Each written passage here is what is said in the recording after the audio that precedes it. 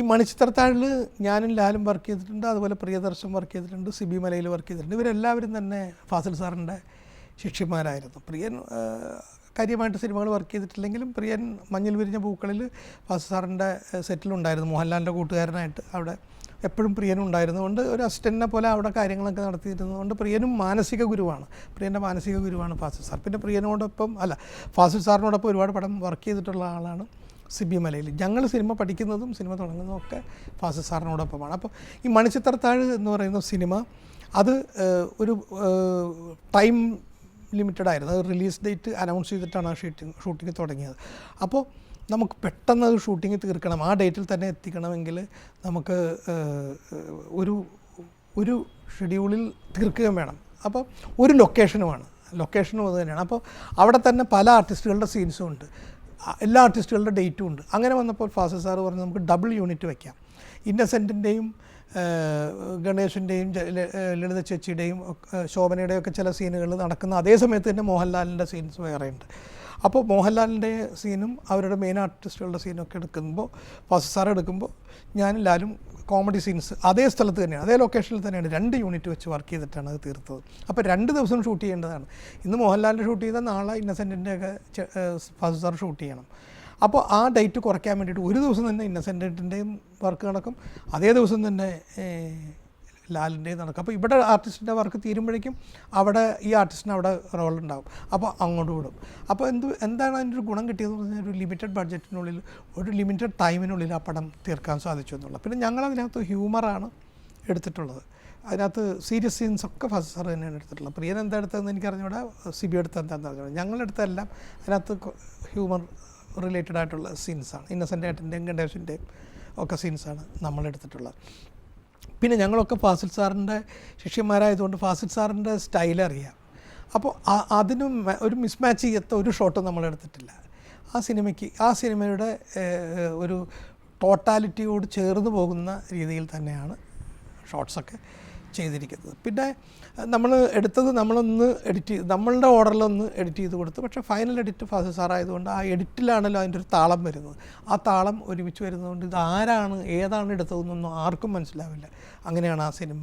അതിൻ്റെ പ്രധാന കാരണം ഒന്ന്, എല്ലാവരും ഫാസിൽ സാറിൻ്റെ സിനിമകൾ ഇഷ്ടപ്പെടുന്നവരാണ്, ഫാസിൽ സാറിൻ്റെ ഒപ്പം വർക്ക് ചെയ്തിട്ടുള്ളവരായതുകൊണ്ടും ആ സ്റ്റൈൽ അറിയാവുന്നതും കൊണ്ടും കൂടിയാണ്. അത് ജീവിതത്തിലൊരു വലിയ എക്സ്പീരിയൻസാണ്. ഈ സിനിമ എങ്ങനെയാണ് ഒരു സിനിമ പ്ലാൻ ചെയ്യേണ്ടത്, ഒരു സിനിമ ഒരു 2 യൂണിറ്റിനെ വെച്ച് എങ്ങനെ സിനിമ ഷൂട്ട് ചെയ്യാമെന്ന് പ്ലാൻ ചെയ്യേണ്ടത് എങ്ങനെയാണെന്നൊക്കെ നമുക്ക് നമ്മൾ മനസ്സിലാക്കുന്നത് ആ സിനിമയിലൂടെയാണ്. ആ സിനിമയുടെ ഒരു വൻ വിജയത്തിനും ഈ ഒരു പ്ലാനിങ് കാര്യമായി സഹായിച്ചിട്ടുണ്ട്.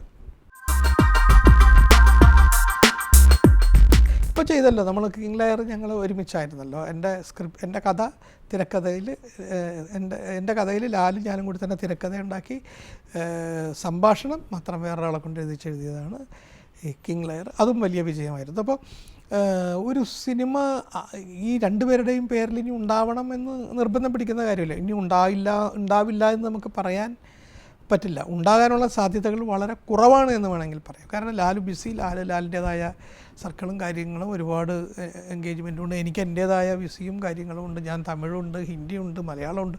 അങ്ങനെ എല്ലായിടത്തും കൂടി ഓടി നടക്കുന്ന ഒരാൾ ഇവർ 2 പേരെയും കൂടി ചേരുക എന്ന് പറയുന്നത് തന്നെ വലിയ ബുദ്ധിമുട്ടാണ്. അപ്പോൾ ഇപ്പോൾ മാനസികമായിട്ട് അതിനെതിരല്ല നമ്മൾ ചെയ്യാൻ, പക്ഷേ അതിന് സമയവും സന്ദർഭവും ഒത്തുവരാനുള്ള ബുദ്ധിമുട്ടാണ്. അത് ഒത്തുവരാനുള്ള ചാൻസും വളരെ വിരളമാണ്. പിന്നെ എന്തായാലും ഒരു നല്ല സിനിമ ഉണ്ടാവുക എന്നുള്ളതാണ്. അത് ഞങ്ങളുടെ 2 പേരുടെയും കൂടി തന്നെ ഒരുമിച്ചുള്ളൊരു സിനിമ ഉണ്ടാവണം എന്നൊന്നും പ്രേക്ഷകനൊന്നുമില്ല. അതുണ്ടായി ഒരുപാട് സിനിമകളുണ്ടല്ലോ. അതുകൊണ്ട് ഇപ്പോൾ എന്തായി, 2 സംവിധായകരെ കിട്ടി, ഒരു സ്റ്റുഡിയോ ഓണർ, ആക്ടറെ കിട്ടി, ഒരു നിർമ്മാതാവിനെ കിട്ടി. മലയാള സിനിമയ്ക്ക് എന്നും ഇതുകൊണ്ട് സ്പ്ലിറ്റ് കൊണ്ട് ഗുണങ്ങളെ ഉണ്ടായിട്ടുള്ളൂ, ഒരിക്കലും ദോഷം ഉണ്ടായിട്ടില്ല. യോജിച്ച് ഇപ്പോൾ ഞങ്ങൾ സിനിമ ചെയ്തതുപോലെ ഇനിയും ഉണ്ടാകാം. ചിലപ്പോൾ ലാലിൻ്റെ ഒരു കഥ ഞാൻ ചെയ്തെന്ന് വരാം, അല്ലെങ്കിൽ എൻ്റെ ഇനിയൊരു കഥ തന്നെ ലാൽ വീണ്ടും ചെയ്തെന്ന് വരാം. അതൊക്കെ ഇനിയും സംഭവിക്കാം. പക്ഷേ ഒരുമിച്ച് ഡയറക്റ്റ് ചെയ്യുക എന്ന് പറയുന്നതിന് ഒരുപാട് പ്രായോഗികമായ ബുദ്ധിമുട്ടുകളുണ്ട്. ഒന്ന് ഇരിക്കാൻ, പിന്നെ 2 പേരും 2 രീതിയിലേക്ക് കാര്യങ്ങൾ മാറി. പണ്ട് ഞങ്ങൾ ഒരുമിച്ച് ചിന്തിച്ച് ഒരുമിച്ച് സിനിമ എടുത്തിരുന്നതാണ്. ഇപ്പോൾ അങ്ങനെയല്ല, 2 പേരും 2 രീതിയിൽ ചിന്തിച്ച് 2 തരം സിനിമകൾ എടുത്തിങ്ങനെ പോയിക്കൊണ്ടിരിക്കുകയാണ്. അപ്പോൾ അതിനെയൊക്കെ ഒരുമിച്ച് കൊണ്ടുവരാനുള്ള ഒരു ബുദ്ധിമുട്ടുണ്ട്. അതുകൊണ്ടാണ് ഞാൻ നേരത്തെ പറഞ്ഞത് അതിനുള്ള സാധ്യതകൾ വളരെ കുറവാണ്. എങ്കിൽ പോലും അതുണ്ടാവില്ല എന്ന് നമുക്ക് പറയാൻ പറ്റില്ല. അതൊക്കെ ഭാവിയിലെ കാര്യങ്ങളൊന്നും പറയാൻ നമ്മളാണല്ല. അതിനൊക്കെ ദൈവം നിശ്ചയിച്ചിട്ടുള്ളതൊക്കെ നടക്കും, നടന്നേ പറ്റൂ.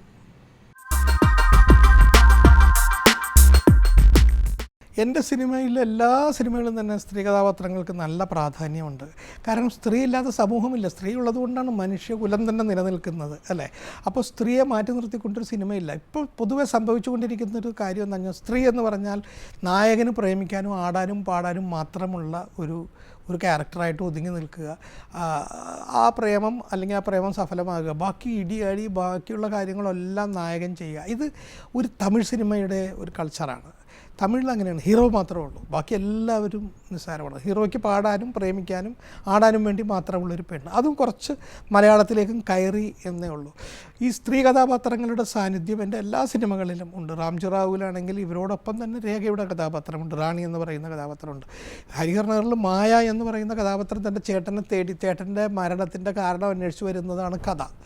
ഗോഡ് ഫാദറിൽ അഞ്ഞൂറാനോടൊപ്പം നിൽക്കുന്ന കഥാപാത്രമാണ് ആനപ്പാറയിലെ അച്ചമ്മ എന്ന് പറയുന്നത്. ഹിറ്റ്ലറിൽ 6 പെൺകുട്ടികളുടെ ചേട്ടനാണ് ഹിറ്റ്ലർ.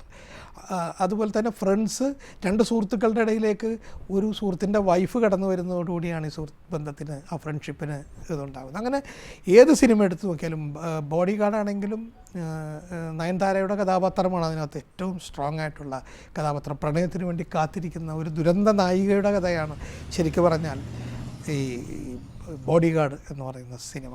പിന്നെ ക്രോണിക് ബാച്ചിലർ ആണെങ്കിലും ഒരു സ്ത്രീയുടെ പകയാണ്, പ്രേമിച്ചിട്ട് ഒരാളെ കിട്ടാത്തതിൻ്റെ പകയാണ് അയാളുടെ ജീവിതത്തിൽ വരുന്ന ദുരന്തങ്ങൾ. ആ സിസ്റ്ററിൻ്റെ അല്ലെങ്കിൽ ആ പഴയ കാമുകിയുടെ സിസ്റ്റർ അത് ഇവൾ ചെയ്യുന്നത് ശരിയല്ല എന്ന് അറിഞ്ഞിട്ട് അയാളുടെ ജീവിതത്തിലേക്ക് വരുന്നതാണ് ക്രോണിക് ബാച്ചിലറിൻ്റെ കഥ. അതുപോലെ തന്നെ ഭാസ്കർ ദ റാസ്കലാണെങ്കിലും ശരിയാണ്. ഒറ്റയാനായി ജീവിക്കുന്ന ഒരാളുടെ ജീവിതത്തിലേക്ക് ഒരു സ്ത്രീയും കുട്ടിയും കടന്നു വരുന്നത് തുടങ്ങിയാണ് അയാളുടെ ജീവിതത്തിൽ വരുന്ന മാറ്റങ്ങൾ. അങ്ങനെ എൻ്റെ എല്ലാ സിനിമകളിലും നല്ല സ്ത്രീ സാന്നിധ്യമുണ്ട്. ഇതിനകത്താണെങ്കിലും ഒരു കഥാപാത്രം സ്ക്രീനിൽ വരുന്നേ ഇല്ല. ഈ അലി ഫുക്രിയുടെ വൈഫ് പാട്ടിൽ 1-2 ഷോട്ട്സിൽ മാത്രമാണ് വരുന്നത്. പക്ഷേ ആ കഥാപാത്രത്തിൻ്റെ സാന്നിധ്യം ആ സിനിമയിൽ ഉടനീളമുണ്ട്. അവളുടെ മകൾ വന്നിട്ടാണ് ഈ സിനിമയിലെ ഒരു കഥയെ ടേൺ ചെയ്യുന്നത്. അതേപോലെ തന്നെ ഫുക്രിയുടെ പേരക്കുട്ടിയായിട്ട് വരുന്ന ഈ നഫ്സിയും സനയും 2 ശക്തമായ കഥാപാത്രങ്ങളാണ്. ഒന്ന് പ്രയാഗ ചെയ്തതും ഒന്ന് ശാലിനി ചെയ്തതും.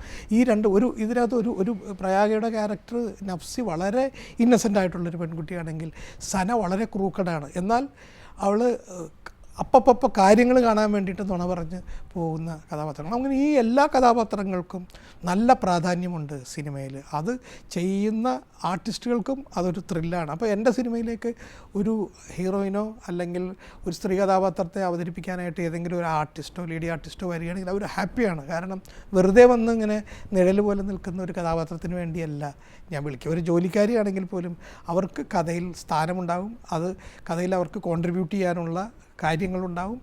അവർ സിനിമ അവസാനിക്കുമ്പോൾ അവരെ ഓർക്കും, സിനിമ കാണുമ്പോഴും ആ കഥാപാത്രത്തെ വരെ ഓർക്കും. അതുകൊണ്ട് തന്നെയാണ് എൻ്റെ എല്ലാ സിനിമകളിൽ അഭിനയിക്കുന്ന എല്ലാ സ്ത്രീ കഥാപാത്രങ്ങളും ഹാപ്പിയാണ്.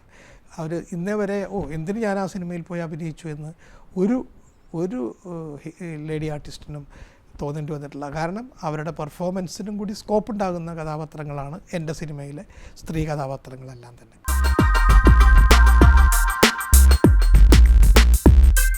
ഈ കാലഘട്ടത്തിൻ്റെ ഡിഫറൻസ് എന്ന് പറയുന്നത് ഉണ്ട്. എനിക്ക് എൻ്റെ പ്രായം, എൻ്റെ മെച്യൂരിറ്റി, എൻ്റെ എക്സ്പീരിയൻസസ് അല്ലേ, ഇതൊക്കെ എനിക്ക് കാലം തന്നതാണ്. ഇതെല്ലാം എനിക്ക് കാലം തന്നതാണ്. അതുകൊണ്ട് ആ കാലത്തെ പഴഞ്ഞ കാലം എന്ന് പറഞ്ഞ് തള്ളിക്കളയാൻ പറ്റും. പക്ഷേ ഞാൻ ജീവിക്കുന്നത് ഈ കാലഘട്ടത്തിലാണ്. ഈ കാലഘട്ടത്തിലെ ചെറുപ്പക്കാരോടൊപ്പം തന്നെയാണ് ഞാൻ ജീവിക്കുന്നത്. അപ്പോൾ ഈ കാലഘട്ടത്തിലെ തന്നെ കഥയാണ് ഞാൻ പറയുന്നത്. ഈ കാലഘട്ടത്തിലെ ചെറുപ്പക്കാർക്ക് കൂടി ആക്സെപ്റ്റബിൾ ആകുന്ന കഥയാണ് ഞാൻ പറയുന്നത്. അവർക്ക് കൂടി രസം തോന്നുന്ന തരത്തിലുള്ള സിനിമയാണ് ഞാൻ ചെയ്യുന്നത്. അത് എന്തുകൊണ്ടാണ് അങ്ങനെ ചെയ്യാൻ എനിക്ക് സാധിക്കുന്നതെന്ന് വെച്ചാൽ ഞാൻ ഈ കാലഘട്ടത്തിൽ തന്നെ നിൽക്കുകയാണ്. ഇപ്പോൾ ഈ സിനിമയിൽ തന്നെ പഴയ ജനറേഷനിൽ ആരും അല്ല ഹ്യൂമർ ചെയ്തിരിക്കുന്നത്. എല്ലാം പുതിയ പിള്ളേരാണ്. ഇവരാരാണെന്ന് പോലും അറിയില്ല. എല്ലാം ഇപ്പോൾ വരുന്ന പിള്ളേരാണ്. ഈ സിനിമയോടുകൂടിയാണ് അവരൊക്കെ മലയാള സിനിമയുടെ ലൈം ലൈറ്റിലേക്ക് വരുന്നത്. അങ്ങനെ ഒരുപാട് പുതിയ താരങ്ങൾ ഈ സിനിമയിലൂടെ വന്നിട്ടുണ്ട്. അവരൊക്കെ ജനം ആക്സെപ്റ്റ് ചെയ്യുകയാണ്. പിന്നെ സ്റ്റൈൽ എന്ന് പറയുന്നത് എന്നെ സംബന്ധിച്ചിടത്തോളം അന്ന് റാംജി റാവുവോ ഹരിഹർ നഗറോ ഗോഡ് ഫാദറോ എടുത്ത സ്റ്റൈലിലല്ല ഞാൻ ഇന്ന് സിനിമ എടുക്കുന്നത്. അത് ഈ കാലഘട്ടത്തിൻ്റെ വിഷ്വൽ കപ്പാസിറ്റിയും അല്ലെങ്കിൽ അതിൻ്റെ ഒരു റിച്ച്നെസ്സും പിന്നെ കോസ്റ്റ്യൂം, മേക്കപ്പ്, അങ്ങനെ എല്ലാ കാര്യങ്ങളും പെർഫെക്റ്റ് ചെയ്തുകൊണ്ട് തന്നെയാണ് എടുക്കുന്നത്. ആദ്യകാലങ്ങളിലുള്ള സിനിമ എടുക്കുന്ന രീതിയല്ല ഇന്ന് ഒരുപാട് കാര്യങ്ങൾ, അത് പ്രത്യേകിച്ച് ഒരു ടെക്നിക്കൽ സൈഡിലേക്ക് പ്രേക്ഷകൻ ശ്രദ്ധിക്കാൻ തുടങ്ങിയിരിക്കുന്നു. പ്രത്യേകിച്ച് ചെറുപ്പക്കാർ ആ ഒരു ആംഗിളിലും കൂടി നിന്നുകൊണ്ട് തന്നെയാണ് സിനിമ എടുക്കുന്നത്. കാലം വളരുന്നതനുസരിച്ച് നമ്മളും ഈ കാലത്തിനനുസരിച്ചേക്ക് അനുസരിച്ച് നമ്മളും വളരുന്നത് കൊണ്ടാണ് അങ്ങനെ സംഭവിക്കുന്നത്. ഒരു പ്രായവ്യത്യാസം എന്നെ സംബന്ധിച്ചിടത്തോളം എനിക്ക് ഫീൽ ചെയ്തിട്ടില്ല. ഒരു സിനിമയ്ക്ക് പഴയ ആളുകളുടെ സിനിമ അല്ലെങ്കിൽ പുതിയ ആളുകളുടെ സിനിമ എന്ന് പറഞ്ഞ് മാറ്റി നിർത്താൻ എൻ്റെ സിനിമയെ പറ്റാത്തതും അതുകൊണ്ട് തന്നെയാണ്. ഞാൻ ഈ കാലഘട്ടത്തിന് ചേർന്ന് സിനിമ എടുക്കുന്നയാളാണ്. ഈ കാലഘട്ടത്തിലെ ജനങ്ങളോട് ഞാൻ ഏത് കാലഘട്ടത്തിൽ സിനിമ എടുത്താലും ആ കാലഘട്ടത്തിലെ ജനങ്ങളോട്, ചെറുപ്പക്കാരോട്, അവരോട് ചേർന്ന് നിന്ന് തന്നെ സിനിമ എടുക്കുന്നയാളാണ്. അതുകൊണ്ട് എനിക്കിതൊരു വലിയ സ്ട്രെയിനായിട്ട് തോന്നിയിട്ടില്ല. You're watching me on metromatney.com. on metromatney.com. metromatney.com. Subscribe for more videos. Subscribe for more videos. Subscribe here for more videos. Subscribe now. Thank you.